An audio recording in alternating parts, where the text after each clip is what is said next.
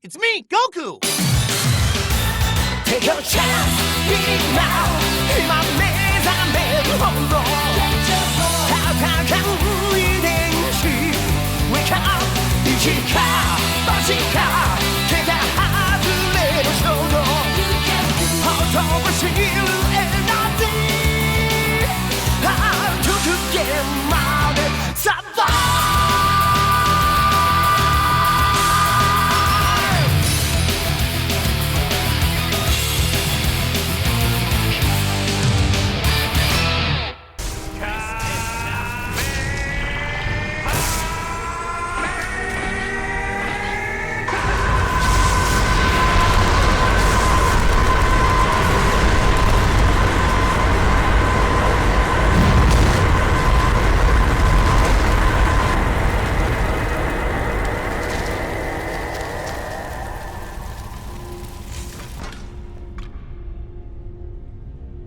I'll be honest, I wanted to play some Skyrim, but after all the mind-numbingly difficult challenges I've done for this game, I wanted something a little easier, but couldn't think of what to do. Then I started scrolling through the mod manager and found some Dragon Ball mods I had bookmarked, so I downloaded every Dragon Ball mod I could find, and now I'm gonna beat Skyrim as Goku.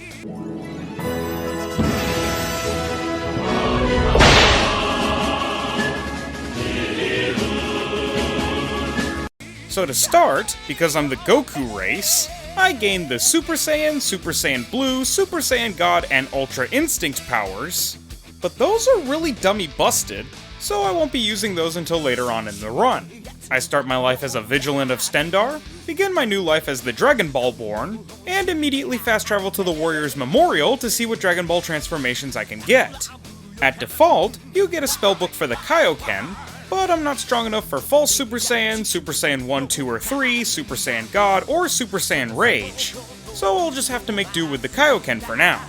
With at least one transformation technique acquired, I wanted to start collecting some powerful attacking techniques like some Ki Blasts and the Kamehameha, so my first stop would be a nearby bandit hideout where a powerful martial artist lives.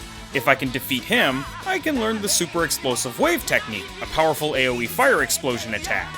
In my first fight against the martial artist, I tried to use Kaioken to help me beat him, but it's a very resource-intensive technique, boosting your strength at the cost of rapidly draining your stamina until you're completely out, at which point it starts draining your health until you turn it off. At least I'll have a use for drinks and stamina potions this run. My first attempt went pretty well, but as to be expected, this powerful martial artist who's the hurdle to overcome for such a strong technique completely demolishes me.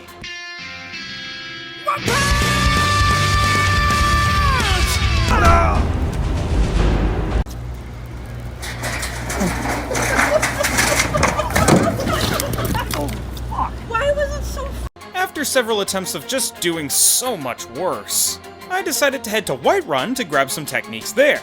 Techniques I don't have to beat a UFC champion to get.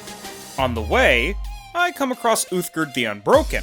She claims to be able to beat anybody in the entire city, so, being Goku and all, I challenged her to a fight, and I bludgeoned her to death with my bare hands.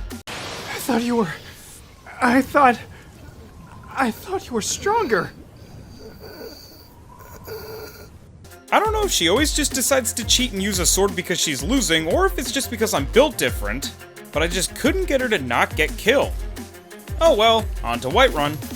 I picked up the Kamehameha wave from Ysolda's house and then headed up to Dragon's Reach, recruited hit and boot tanks to my team, a mistake I'll regret for the rest of my days, and then bought a bunch of techniques from Farengar like some energy blasts and the Spirit Bomb.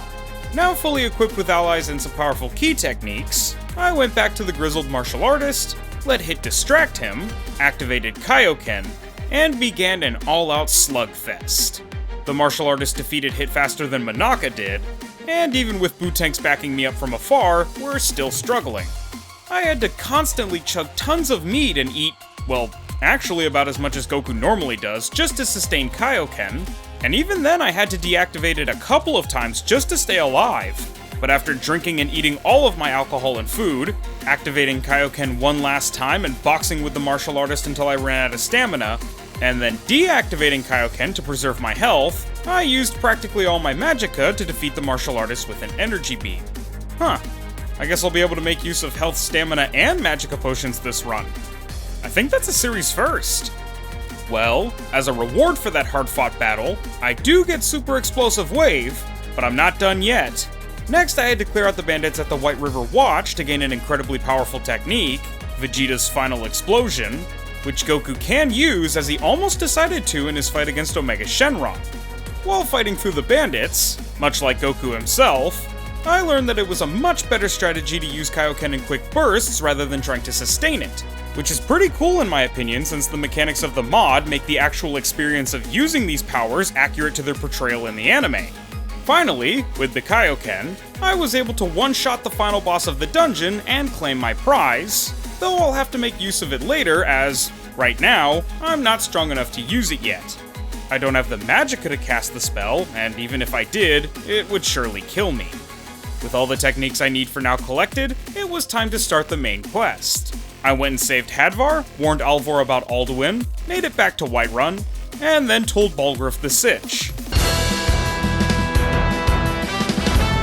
Alright, time for Bleak Falls Barrow. I use my energy shots to clear out all the bandits and Draugr in the dungeon, as well as the Frostbite Spider mini-boss, Arvel, and some ghouls I found later on in the cave, and then I take on the Draugr White Lord. I use Kaioken and take him out almost instantly. Then I get the Dragonstone to Farengar. After that, I get to fight my first dragon, a battle with Myrmilnir at the Watchtower, so instead of using the weaker low-yield energy shots, I kick it up a notch. Since most of the fight will be him flying out of range of my punches and kicks, I decided to use my energy beams, the same technique I used to defeat the grizzled martial artist. Unfortunately, I don't have the magicka reserves to maintain a beam for long, but it doesn't take too long for the beams to shoot him out of the sky, at which point I hit Myrmilnir with a Kaioken attack, which finishes him off. As a reward for dunking on Hei's Shenron, I get the Burden Carrier, and now I'm tasked with the community service of going to a retirement home full of a bunch of angry old men and letting them yell at me. On my way to Iverstead to start hiking up the 7,000 steps to High Hrothgar, I passed by the Alchemist Shack where a familiar face awaited me. Apparently, this is supposed to be the Kame House, because here was Master Roshi, ready to kick my ass just like the World Tournament. Or, wait, I think that was actually Jackie Chung, an entirely different and completely separate person. Well, regardless, while you guys watch me blast him with energy beams, I suppose now's as good a time as any to explain one of the many reasons why having these companions with me actually made the game an actual challenge, but one of my mental health rather than gaming skill. See, while Hit is literally just a guy as far as I know, nothing particularly exceptional about him, Bootanks is different. Cool thing about Bootanks is that he also has spells that are like DBZ techniques, some of which are actually really powerful and useful, others of which are Chocolate Beam.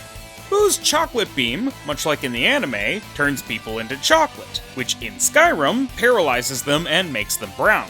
It also makes them invincible, which is actually incredibly annoying when you're fighting somebody with a ton of health, and Boo just keeps spamming it because now you have to wait, like, 30 seconds or so to deal damage to the enemy for like 5 seconds. The only reason I didn't dismiss his ass, even though he's been doing this constantly up to this point and would continue to do so for the rest of the run, is that, for one, he's actually pretty useful when he's not doing this, but also it's one of the few moments of adversity I faced in a run as Goku. In any case, after I defeated my old mentor, I was granted the Super Kamehameha, which I then duplicated so that I could have the Super Kamehameha as well as Gohan's one-handed Kamehameha, which can be the angry Kamehameha Goku used to defeat Frieza, and the Super Black Kamehameha, which Goku used in DBS. After Boo turned him into the chocolate gorilla from the melting meme a couple times, I energy beamed the Frost Troll in the 7,000 steps and made it to High Hrothgar. They teach me some new voice stuff, including instant transmission, which is dope. And then I head over to get the Horn of Jurgen Windcaller, I defeat a Lunar Dragon, a dragon from the Diverse Dragon Collection, a holdover from the last Skyrim run. I use my strongest basic key attack, the High Yield Energy Blast, to blow my way through all the bandits, Draugrs, ghouls, and frostbite spiders in the dungeon, and then I get cucked out of this stupid horn thingy by Delphine. As I arrive in Riverwood, I'm briefly accosted by two strange cultists, but I dispatch both pretty quickly before heading into the inn to meet with Delphine. She's a member of the Cloud Ruler Temple Gang and wants proof that I can slay a dragon, so we head to Keen's Grove where a dragon attack has been reported.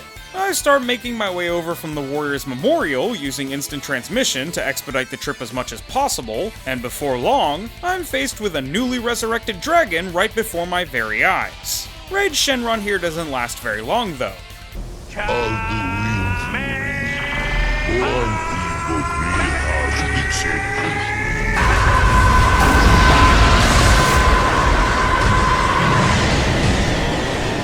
Now that she believes me, Delphine now wants me to go undercover to the Thalmor embassy to see if they're up to these dragon shenanigans, and she sends me to meet a contact in Solitude who can smuggle some of my stuff in for me. On my way over, I try to use my weakest key attack, some small key blasts, to defeat a roaming lurker near Morthal because of course something like that is here, and, well, it doesn't go great. That bump aside, I make it to Melbourne and only give him the essentials, just as Goku would have done. I get to the embassy, give my man Razalin a drink, and loot the entire kitchen of every scrap of food and drink like a bandit, or I guess like Goku. I try to use my small key blasts to take out all the Thalmor guards while conserving magicka, but they just do, like, absolutely no damage, so it's pretty much just hit Boot Tanks and Lydia that take everyone out. But after I get all the dossiers and documents about Esbern, I pull a fast one on the game.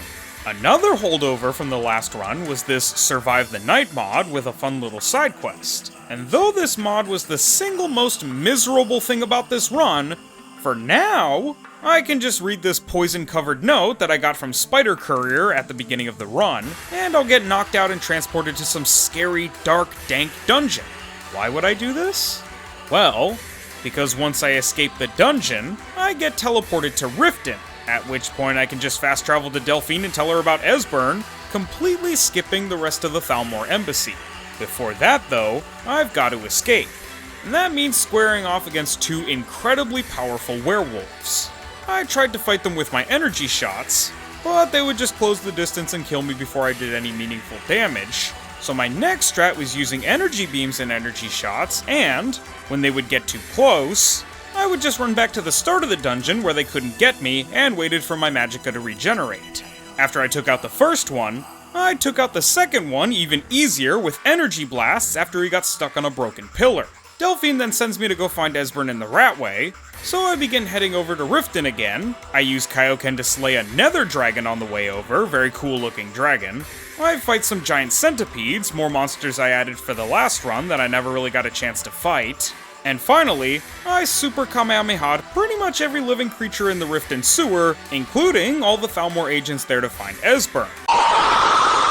With Esbern in tow, after some more Kamehamehas, I get Esbern to Delphine, they reunite, and now we've got to fight our way through to Alduin's wall. An Akaviri dragon, likely either one of the ones that escaped the Seisi or one of the ones worshipped by the Kapo Tongue, tried to stop us, but I just repeatedly blasted it with a one-handed Kamehameha until it had to make an emergency crash landing, at which point I went Super Saiyan and finished it off. Yeah, I think now we're far enough along in the story to bump up from Kaioken to Super Saiyan.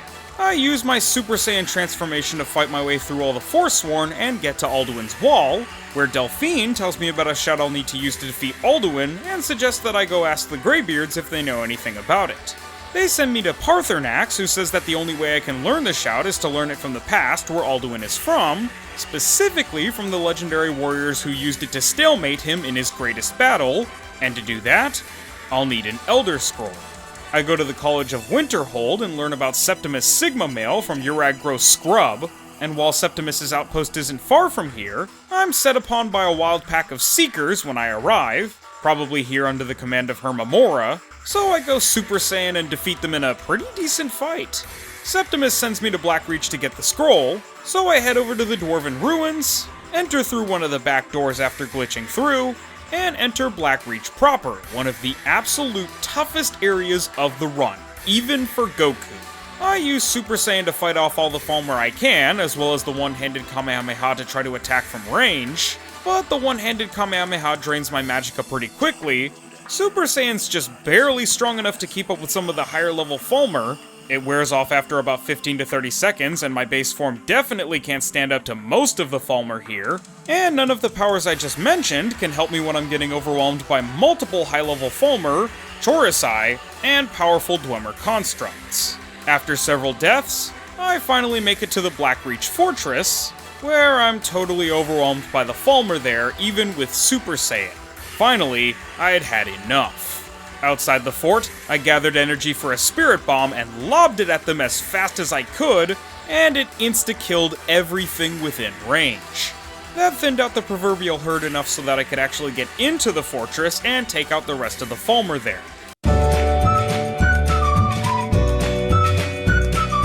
The only thing left that stood between me and the Elder Scroll was the Dwarven Colossus. The same one that took like an hour to kill on my pure survival classic mode run. This time, I came prepared. With how impressive that Spirit Bomb was against a group of powerful but non-boss NPCs, I wanted to see how hard it could hit a boss monster, especially one of this scale, so I gathered the energy, threw a Super Spirit Bomb, and the thing dropped like a bag of bricks. The Spirit Bomb instantly killed it. No wonder it takes a minute and a half to charge, this thing's busted. Elder Scroll obtained. Now, before continuing any further, I've got to tell you guys about one of the most miserable, awful parts of this run, the Survive the Night mod. By itself, it's a fun, spooky little horror mod perfect for the Halloween season, but in this run, it was the bane of my existence. After completing the side quest, every night from 9 PM to 5 AM, you go into a state of fear. Normally, it's only when you're in the dark, and 10 seconds of exposure to light fixes you up right. But that wasn't working correctly for me, so for the whole duration, I was constantly in a state of fear, most of the time increasingly so. Well, what does this fear do? At base, you are forcibly equipped a silver sword, and you can no longer wait, sleep, or open your character menu, so no fast traveling, no spells, and no healing. As your fear progresses, you'll start to hear things, then illusions of madness and insanity will start attacking you, then you'll start seeing things everywhere, and finally you'll pass out and have a scary nightmare. That's actually pretty cool at face value, but the problem with this is twofold. First, not being able to fast travel every night, especially when you sometimes fast travel from the end of one night right into the start of the next, is an incredible pain in the ass when a lot of the late game is pinging around the map like a ping pong ball. Like say from Fort Dawnguard all the way across the entire map to Volkihar Castle, and vice versa. The other issue is not having access to the character menu. I can't heal with potions or food, I can't restore my stamina, and I can't restore my magicka, even though that doesn't even matter since I can't even use my key spells, which is like half of the fun of this run. What's worse is that you can't even wait for it to pass, and it takes like half an hour of real time to wait out, which you sometimes have to do for quests in Skyrim that require you to use items for quests. Quests like half of the Dragonborn quest line, where you've got to read books in your inventory to get to Hermaeus Mora's realm. Alright, rant over. It was just incredibly mentally taxing and costed me a lot of stress and wasted time, some of which you'll see later in this run. So now you have the prerequisite context as to why I'm doing some of the hardest content in the game with nothing but a basic silver sword. Oh, by the way, I'm sure a lot of you guys are just saying to delete the mod. Well, you can't. It corrupts your save file, so you just have to re-download it anyway to play the save. Ain't that wacky, Jojo? After a long trek across Skyrim, I finally regain my sanity and read the Elder Scroll at the Throat of the World, learning Dragonrend. It's at this point that Alduin tries to stop me from going any further, but I gather up all the energy in the universe, go Super Saiyan, and blast Alduin with a Super Spirit Bomb, one-shotting him. Since I was now at the last quest of the main story and couldn't progress any further without beating the game, I decided now was a good time to do the DLCs, starting with the Dawnguard expansion. I meet with Izron, use the power of Super Saiyan God to fight through the crypt to Serana, since I figured now that I'm onto the DLC, it's time to retire Super Saiyan and start punching up. And then, with Serana in tow, I fight my way through some overhauled gargoyles and the last of the Draugr here to get Serana back to Harkon. I tell Harkon to take a hike on, since the last thing I want is to be only powerful during the survive the night hours and be weak when I can actually do stuff during the day hours. And then I speak with Isran, get killed by a Luster Dragon while I'm trying to do the Dawnguard recruitment quest because Survive the Night is forcing me to walk everywhere while I'm unable to do key attacks. I recruit Sorin while a Combustion Dragon that I think is an illusion but actually isn't, just watches in the background. I battle a Needlehide Dragon as a Super Saiyan God and barely defeat it. I Super Black Kamehameha every bear within a kilometer of Iverstead to recruit Gunmar. I meet back up with Isran and Serana, and then I defeat the Vampire Malchus with a Super Saiyan God Super Black Kamehameha, and then subdue and secure the Moth Priest. Now on to find the other Elder Scroll in the Soul Cairn. I use my god powers to fight past all the endgame level enemies. Some also overhauled or modded entirely, in a reasonably tough challenge even for Goku, and then I defeated the room full of overhauled gargoyles and gained access to the Soul Cairn, where I chose to have Serana partially soul trap me as opposed to becoming a vampire.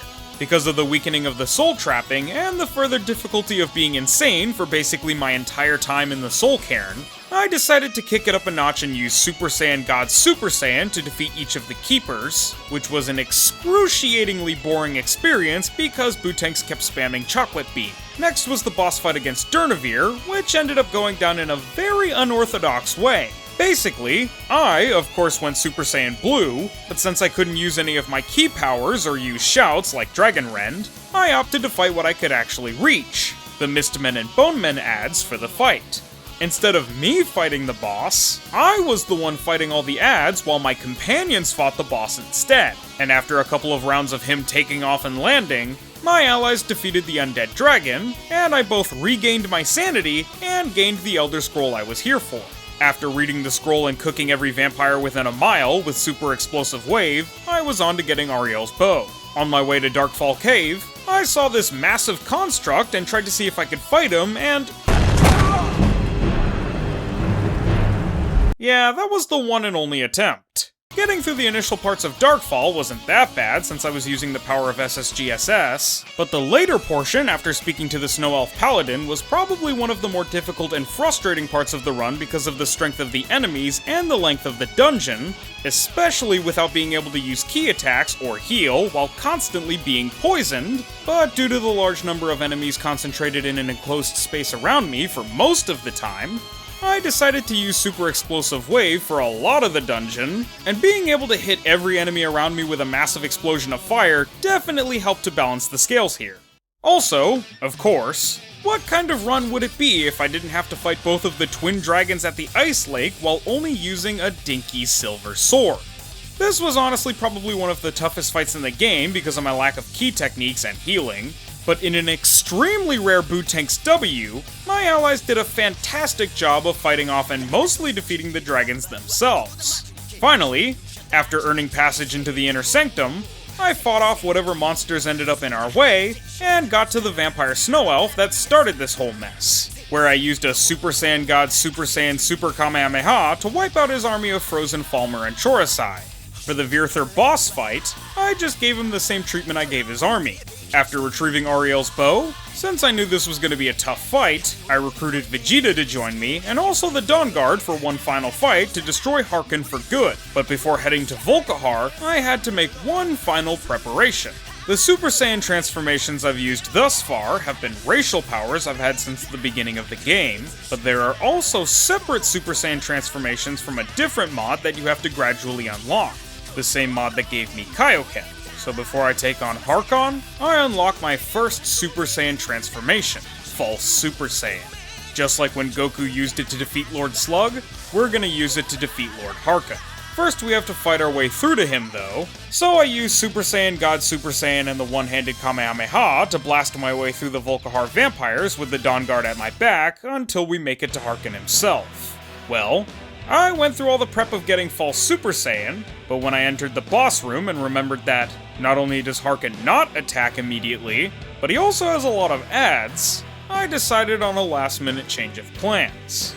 Since I was more powerful than I was at the start of the game, I figured that I'd finally be able to use one of my most powerful and destructive attacks that I've had since the beginning of the game, but couldn't use because I was too weak. The Final Explosion technique. I was right. Now, as to be expected, This attack is exceptionally powerful and does so much damage that it sends Harkon to go and heal at his blood fountain in a single hit.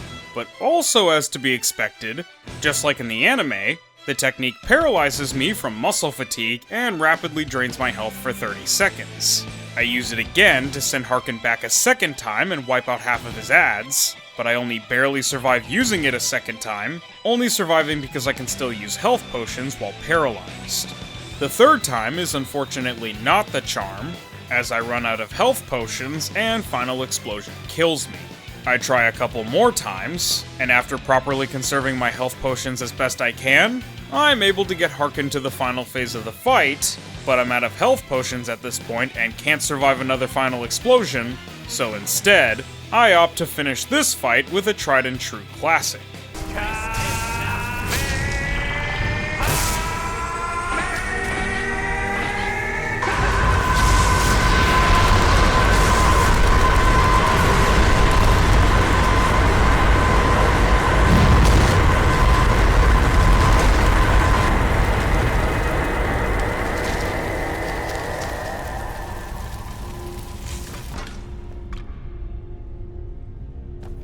With Harkon reduced to smoldering cinders, I began Dragonborn and headed to Solstheim.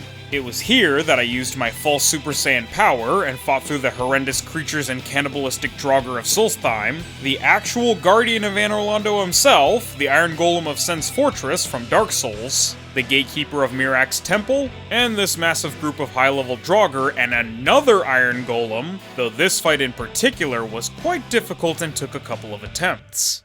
After that, I met Miraak and got jumped. Storn, in the Skull Village, gave me the quest to learn the Ben Will Shout and destroy the Miraak Mind Control Stone, which took forever because I was insane for most of it. And then I destroyed said stone and defeated the lurker that spawned with my energy beams.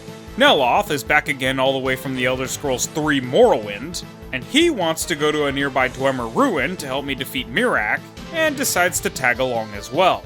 Fighting through the Reavers there was pretty tough, especially with an elemental triad backing them up, a golem creature that's part fire, part rock, and part ice with lightning powers. But eventually, we triumph over all of them and then enter the dungeon and immediately get killed by these horrifying nightmare-fueled Dwemer constructs called Dwemer Sentinels. After doing it all again, and this time using my energy beams to take the Sentinels out, I was able to progress through the puzzle dungeon with relative ease, fighting off all the powerful Dwemer constructs throughout the dungeon like the Dwarven Defenders and the Bioshock Big Daddy-inspired Dwarven Drillers as I did. Finally, after defeating a Dwemer construct army that would make both Rapture and the Dwemer of Red Mountain blush with my energy blasts, I get the stupid Miraak book and I make it to Hermamora after just running past everything since I was insane and couldn't really fight. But I couldn't read the book to leave, so I took a Hikari level gamble and self-deleted, which was actually the correct answer that got me out of the book nerd realm. Miraak is a loser and steals my dragon soul, so I go around and break each of his dumb mind control stones and kill his big dumb lurkers with a one-handed Kamehameha, a super Kamehameha, and a super black Kamehameha to complete the trifecta. For the final stone, I just used small key blasts to take out the lurker, and it was finally onto Miraak himself. Using each of my different Super Saiyan transformations, I fought my way through the Hermaeus Mora realm, having to take, 30-minute IRL breaks every time I died and got booted out of the book because I couldn't open it again and go back in because of the stupid insanity thing. But finally, after dispatching some Seekers and taking this dragon to Miraak's arena, I faced him in combat. A battle of this magnitude against an opponent of this caliber deserves my utmost power. So just as in the case of using the Spirit Bomb to defeat Alduin and using Final Explosion to defeat Harkon, for this fight against what is for all intents and purposes Omega Shenron, I used Ultra Instinct to battle against Miraak. It's incredibly powerful, just as powerful as you'd expect, but the cool thing about it is, to replicate the instinctive dodging Goku does in UI, when you first use the transformation, you get the same effect as the Become Ethereal shout. So until I land a first blow, Miraak can't even touch me. He was still incredibly strong, and even with UI it was a fight I had to work for, but after beating him down 3 times and then one last time for his final phase, I had defeated the first Dragonborn and completed the DLC. Time to finish the run. To finish the run off with a bang, I decided to level up.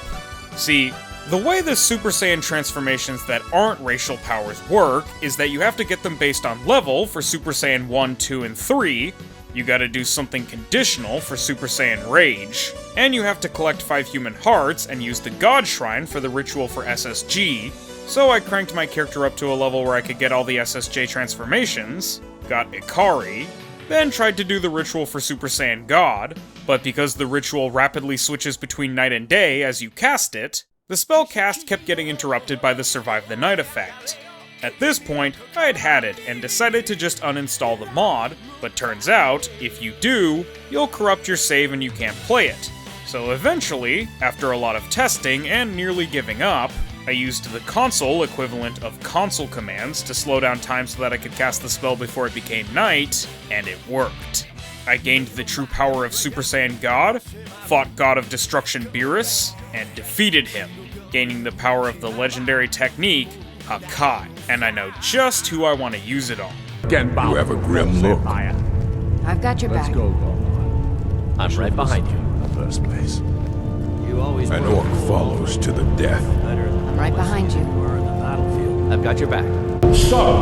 Fast forward to after I beat up Odaving and get him to take me to Skuldafn, I used my new Super Saiyan form to defeat all the Draugr outside of the Great Hall, had to fight the Colossus of Skuldafn, who annihilated me, so I reloaded, went SSJ, and just spammed Ki Blast from range for about 5 minutes until he died, entered the temple and kicked it up to SSJ2 to clear out all the high-level Draugr here, as well as the Frostbite spiders, and entered the final section of the temple and decided to go even further beyond to finish off Skuldafn and get to Sovngarde, though I had to be careful as a Super Saiyan 3 as it's the most resource-intensive form of the bunch, draining both magicka and stamina until depletion, at which point it goes after your health. It's strong enough to make child's play out of most anything, but I can see why Goku doesn't make a habit of sustaining it for long periods of time. Finally, while using SSJ3, I annihilated the Dragon Priest guarding the portal to Sovngarde, Kamehameha'd Soon into oblivion, and then hit Alduin with the Hakai. Now, I know this might be a little disappointing, but it didn't seem to work or do anything. As much as that blows, I decided to just use Super Saiyan Ikari and beat him down for the final fight, which, in fairness, is probably the more exciting way to close the fight. What? Oh! Okay. Oh, alright. Yeah, I guess about halfway through the fight, the Hakai kicked in and deleted him from Nirn. Sweet, that's the run. List of mods in the comments down below. Thank you guys for watching, and I'll see you guys next time. Peace! Little